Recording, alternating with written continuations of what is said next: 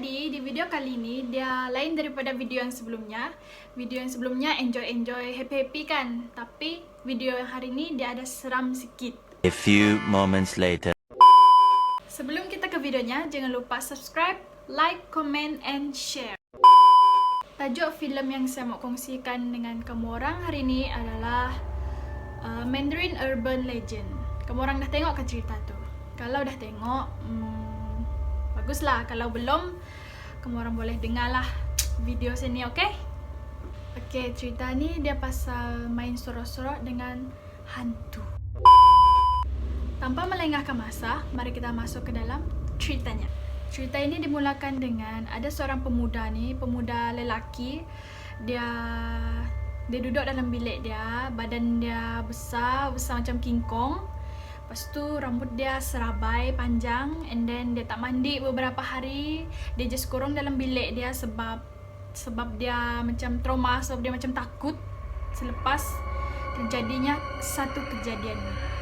Tak lama kemudian, mak dia masuk dalam bilik dia. Mak dia marah-marah, mak dia bising-bising sebab dah seminggu dia tak mandi. Dia just kurung dalam bilik tu je. Jadi lepas mak dia dah bising-bising tu, dah marah-marah tu, dia pun keluarlah dari bilik tu. Bila dia keluar, dia nampak seorang kawan dia ni, nama dia John. John ni kawan dia sejak dia kecil lagi. John pergi ke rumah dia tu sebab John beritahu dia yang John tu ada sesuatu mau beritahu kat dia.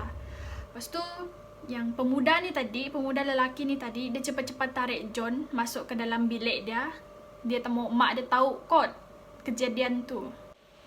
John ni dia tanya ke pemuda tu, dia tanya, kamu dah beritahu mak kamu ke apa yang terjadi selama ni? Lepas tu pemuda tu jawab, belum. Yang dia tahu dia just ketakutan lepas dia balik ke rumah.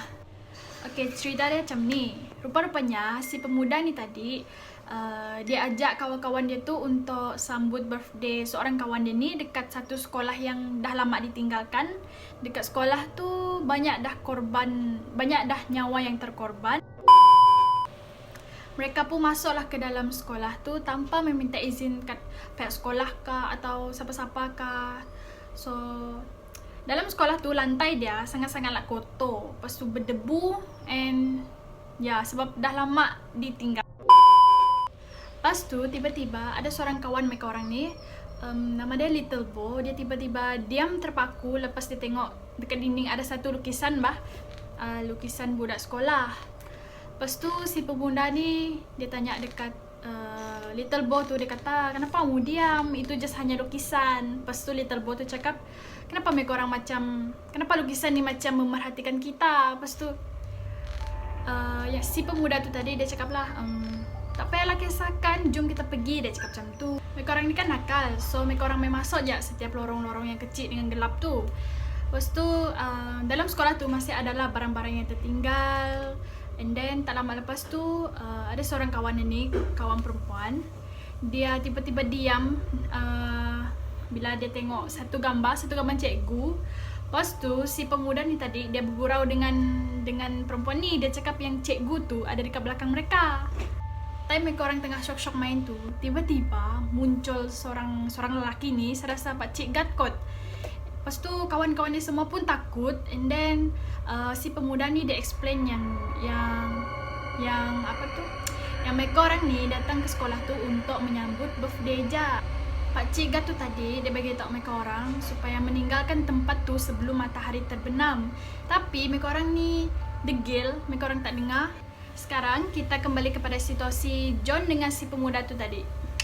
Si pemuda ni dia tengok satu gambar dalam tab dia, and then dia cakap dengan nada yang menyesal. Dia cakap yang dia menyesal tak ikut cakap-cakap pakcik tu tadi. Time kat sekolah tu, si pemuda ni dia sempat ajak kawan-kawan dia lain untuk bermain sorok-sorok, main tapok-tapok bah. Tapi time tu hari dah gelap. Main sorok-sorok tu dia ada syarat. Syarat dia ialah siapa yang kalah, mereka orang akan bayar denda, bayar sebanyak $100 dekat si yang tukang cari tu, yang tukang jaga. Jadi di sinilah kisah-kisah seram bermula. Sebelum mereka orang pergi sembunyi, pergi tapok tu, mestilah buat undian lo kan, siapa yang tukang cari, siapa yang menyorok kan. Jadi mereka orang start lah bermain. Tapi time mereka orang main tu, lukisan yang kat dinding tadi tu yang saya cerita sebelum ni tu, budak-budak yang dalam tu dia keluar dari dinding tu. Mereka orang ni tak sedar bahawa kegiatan mereka orang ni sangat-sangatlah mengganggu makhluk-makhluk yang ada dalam sekolah tu. Mereka orang ni bukan nakal je tapi bijak juga. Mereka orang time main tu, mereka orang video call kawan-kawan yang lain, tanya kamu tapok ke mana, kamu tapok ke mana. Lepas tu last mereka orang yang menang. And then mereka orang sambutlah kemenangan tu. Mereka orang ambil selfie dengan duit. Tapi dalam selfie tu ada makhluk-makhluk yang tidak sepatutnya muncul. Lepas dah penat mainkan, little boy ni dia mengantuk, so dia tertidur. And then mereka pun dah mau balik sebab dah gelap. Tapi time mau balik tu tiba-tiba hujan lebat. Si pemuda ni tadi dia pergilah cari pakcik tu tadi sebab dia mau minta izin dekat pakcik tu, boleh ke tidak mereka orang tidur sana satu malam sebab hujan lebat. Akhirnya mereka pun jumpa pakcik tu tadi. Tapi dalam dekat tempat pakcik tu dia banyak jimat. Orang Indon panggil tu jimat bah. Dekat dinding, tampal dekat dinding. Apa dalam bahasa BM ayat pelik kah? Yang macam sembah-sembah tu.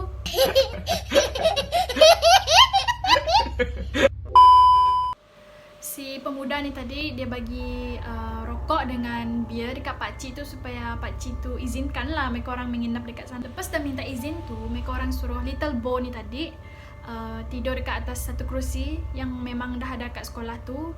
And then mereka orang sambung gi main tapok-tapok tu untuk round kedua.